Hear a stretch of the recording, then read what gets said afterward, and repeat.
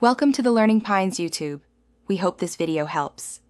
In this video, I will explain how to make bacon carbonara pasta.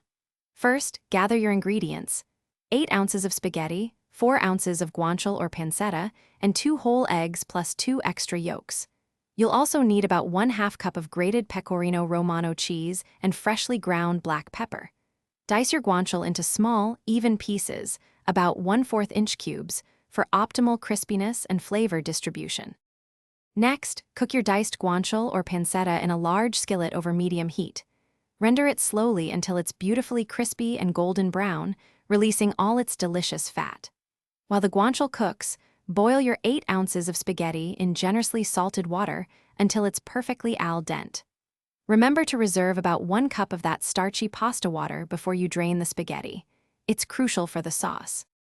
Now for the magic. In a separate bowl, whisk together your 2 whole eggs, 2 egg yolks, 1/2 cup of pecorino romano cheese, and a generous amount of freshly ground black pepper. Once the spaghetti is drained, immediately add it to the pan with the crispy guanciale and its rendered fat. Quickly pour in the egg mixture, stirring vigorously to create a smooth, creamy sauce, adding pasta water as needed. To finish, continue stirring and gradually add some of that reserved pasta water, a tablespoon at a time, until your carbonara reaches a wonderfully silky and creamy consistency. Serve immediately, garnished with extra grated pecorino romano cheese and a final flourish of fresh black pepper. It's truly a simple yet incredibly satisfying dish. Don't forget to check the description for a link to the Echo Dot smart speaker and other great deals. Thanks for watching. Consider subscribing if we helped you.